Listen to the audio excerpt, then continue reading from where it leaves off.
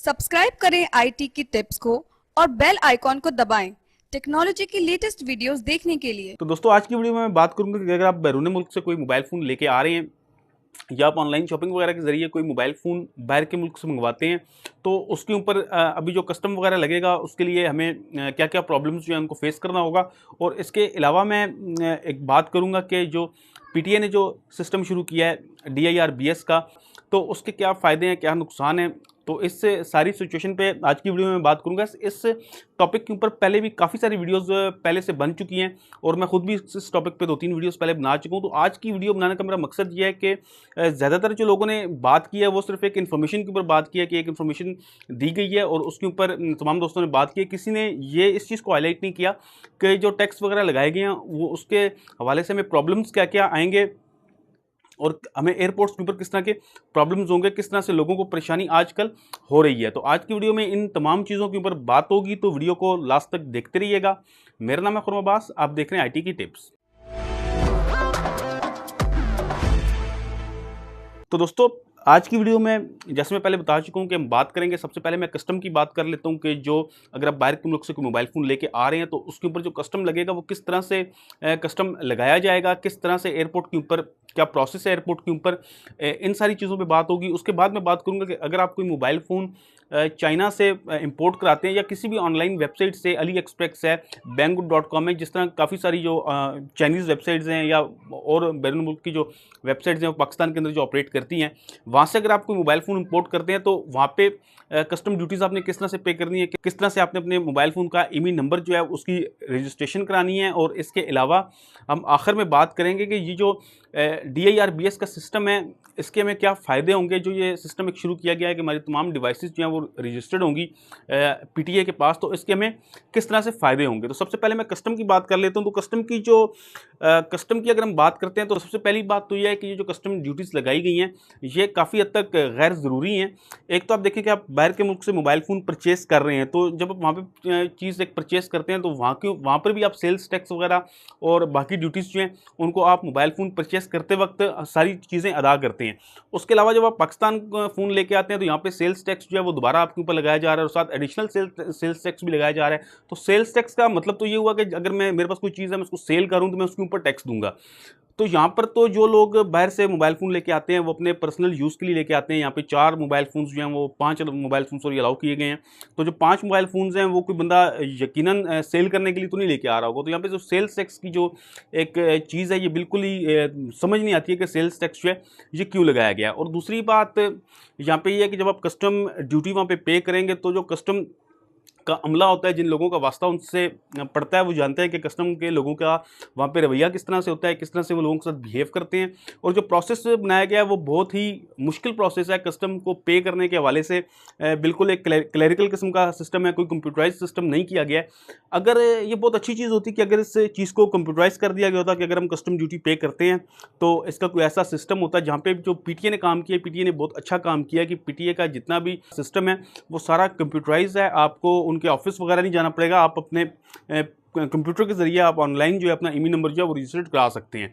लेकिन कस्टम का नहीं है सिलसिला इस तरह से। कस्टम में उसी तरह ख्वारी है कि आपने सबसे पहले एयरपोर्ट पे आना है, वहाँ पे काउंटर के ऊपर आप जाके एक मैनुअल फॉर्म आप फिल करेंगे, वो उनको देंगे, वहाँ पे वो कस्टम की ड्यूटीज़ जो हैं वो आपने वहाँ पे देनी है। और इसमें एक और बात यह है कि आप जब कस्टम ड्यूटी पे करेंगे तो मिसाल के तौर पे अगर आप कोई मोबाइल फ़ोन बाहर के मुल्कों में जो लोग रहते हैं, जो वहाँ से मोबाइल फ़ोन्स लेके आते हैं, वो ये जानते होंगे कि वहाँ पे अक्सर औक़ात सेल्स वगैरह लगती हैं। हमें सेल्स में मोबाइल फ़ोन जो है वो सस्ते मिल जाते हैं। मिसाल के तौर पे अगर कोई $500 का मोबाइल फ़ोन है तो हो सकता है हमें वो $400 $350 का वहाँ से मिल जाए।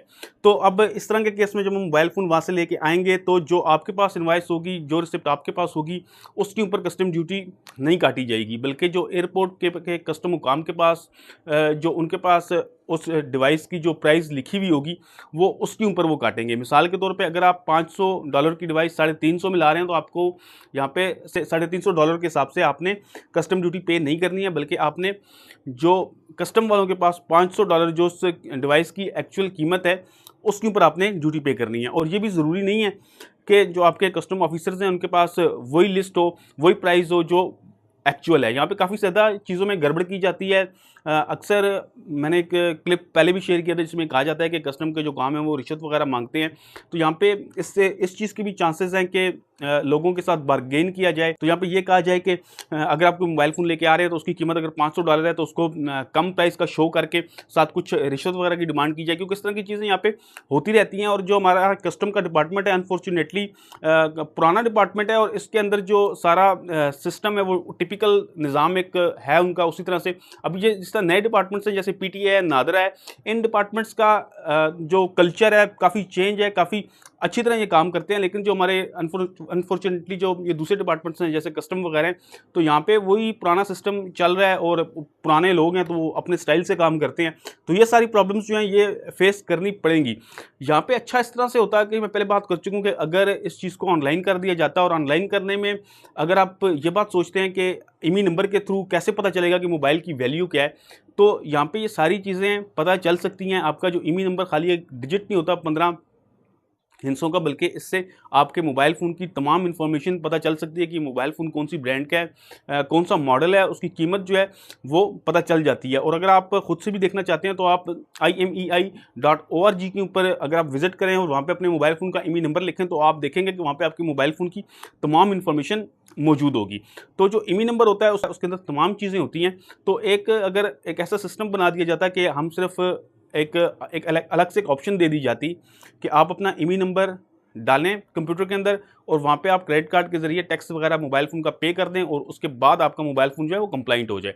अगर कोई बंदा ये नहीं करता तो उसका mobile phone definitely non compliant रहेगा और वो जिस तरह पीटीए का सिस्टम है कि वो 1 महीने के बाद ब्लॉक हो जाएगा। तो ये एक अलग से सिस्टम जिस तरह एयरपोर्ट पे है वो तो है, उसको थोड़ा सा आसान बना दिया जाता है और एक अलग से एक ऑप्शन दे दी जाती कि अगर हम ईमी नंबर को ऑनलाइन रजिस्टर्ड करना चाहते हैं तो हम इस तरह से कर सकते हैं। अगर हम किसी मोबाइल फ़ोन के ऊपर कस्टम पे करना चाहते हैं तो हम वो इस तरह से कर सकते हैं। तो यहाँ पे एक चीज़ ये है कि जो कस्टम का ये सारा सिस्टम बनाया गया है ये कुछ इतना बेहतर नज़र नहीं आ रहा और इसमें आगे लग इसी तरह रहा है कि लोगों को इसमें काफ़ी मुश्किलात का सामना रहेगा।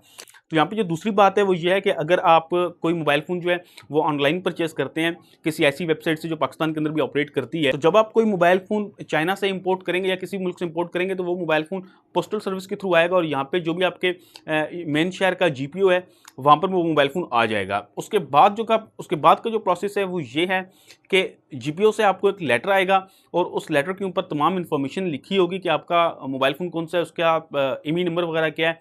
वो इन्फॉर्मेशन आपने लेके पीटीए के पास जाना है और अगर आपके पास वो इन्फॉर्मेशन ये नहीं आती है तो आप खुद जीपीओ से रब्ता करके अपने मोबाइल फ़ोन के बारे में ये इन्फॉर्मेशन ले सकते हैं।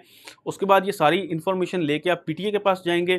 पीटीए के पास जाके पीटीए को आपने अपना ईमी नंबर देना है। जो पीटीए का सारा सिस्टम है इसमें एक्चुअली आपको ऑफिस जाने की पीटीए की ज़रूरत नहीं है, बल्कि आपने ऑनलाइन पीटीए की वेबसाइट के ऊपर जाके ये तमाम इन्फॉर्मेशन जो डॉक्यूमेंट्स उन्होंने मांगे हुए हैं, वो इनवॉइसेस वगैरह हैं और कुछ और डॉक्यूमेंट्स हैं, वो आपने वहाँ पे अपलोड करने हैं, साथ ईमी नंबर देना है। तो आपका जो मोबाइल फ़ोन है वो वहाँ पे कंप्लाइंट हो जाएगा और कंप्लाइंट होने के बाद जो पीटीए की तरफ से आपको लेटर मिलेगा वो लेके आपने दोबारा जीपीओ जाना है। वहाँ पे उस मोबाइल फ़ोन के ऊपर जो कस्टम वाले टैक्स लगाएंगे वो टैक्स आपने वहाँ पे पे करना है और उसके बाद वो मोबाइल फ़ोन आपको मिल जाएगा। तो यहाँ पे भी जो तरीक़ाकार है वो थोड़ा सा लेंथी है। लेंथी इसी तरह से है कि आपको 2-3 चक्कर जो हैं वो जीपीओ के लगाने पड़ेंगे।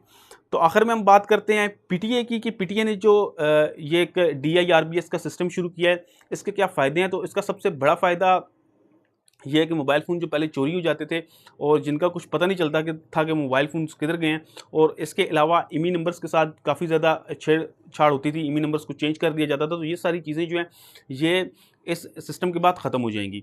और इसमें सबसे बड़ा फ़ायदा आपको ये होगा कि अगर आपका मोबाइल फ़ोन जो है वो चोरी हो जाता है तो आप अपने मोबाइल फ़ोन को ब्लॉक करा सकते हैं। अदरवाइज़ पहले इस तरह से होता था कि अगर आपका मोबाइल फ़ोन चोरी हो जाता है, ब्लॉकिंग का सिस्टम तो पीटीए ने पहले से भी शुरू किया हुआ है, लेकिन वो ईमी नंबर्स के साथ छेड़खानी वगैरह होती थी और मोबाइल फ़ोन्स को दोबारा एक्टिवेट कर लिया जाता था। लेकिन अब इस तरह से नहीं है। तो अब जो पीटीए का सिस्टम है उसके तहत आपका जो मोबाइल फ़ोन है वो ब्लॉक हो जाएगा। और पीटीए का सबसे जो पीटीए ने अच्छा काम किया है वो ये किया है कि इनका जितना भी प्रोसेस है वो सारा ऑनलाइन है। आपको कहीं ऑफिस में जाके धक्के खाने की ज़रूरत नहीं है, कि लाइन में लगने की ज़रूरत नहीं है, बल्कि आप ऑनलाइन घर बैठे ये काम कर सकते हैं। अभी जितने भी नए डिपार्टमेंट्स हैं जैसे नादरा है, नादरा भी इसी तरह से उनका भी ऑनलाइन सिस्टम है और ये काफ़ी अच्छे काम कर रहे हैं। अभी मैंने कुछ अर्सा पहले अपना ID कार्ड जो है वो घर बैठे मुझे नादरा के ऑफिस में बिल्कुल नहीं गया, मैंने घर बैठ के तमाम जो डॉक्यूमेंट्स थे उनको नादरा की वेबसाइट के ऊपर अपलोड किया और जो कार्ड था वो मुझे पोस्टल सर्विस के ज़रिए मेरे घर आ गया।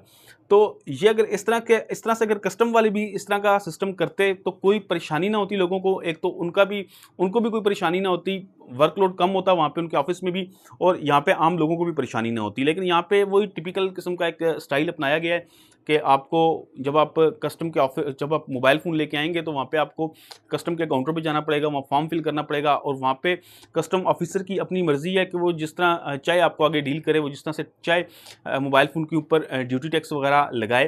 तो ये चीज़ थोड़ी सी यहाँ पे गलत नज़र आ रही है। तो यहाँ पर अगर टैक्स वगैरह लगाना ही था तो लोगों को भी थोड़ी सी सहूलत देनी चाहिए थी, ताकि जो लोग पहले बाहर से इतना ट्रैवल करके आ रहे हैं तो यहाँ आके अभी एयरपोर्ट के ऊपर उनको अगर वो मोबाइल फ़ोन्स अपने साथ लेके आ रहे हैं तो उनको यहाँ पे भी आगे परेशानी का सामना करना पड़ेगा। और मेरे ख्याल में अभी मैं पहले भी अपनी एक वीडियो में कह चुका हूँ कि अभी इस टाइम पे बाहर के मुल्क से मोबाइल फ़ोन लेके आना जो है वो कोई अक्लमंदी की बात नहीं है, क्योंकि यहाँ पे इतने टैक्सेस वगैरह आपके ऊपर पड़ जाएंगे कि हो सकता है कि जो मोबाइल फ़ोन की एक्चुअल प्राइस पाकिस्तान के अंदर है आपको उससे वो मोबाइल फ़ोन महंगा पड़ जाए।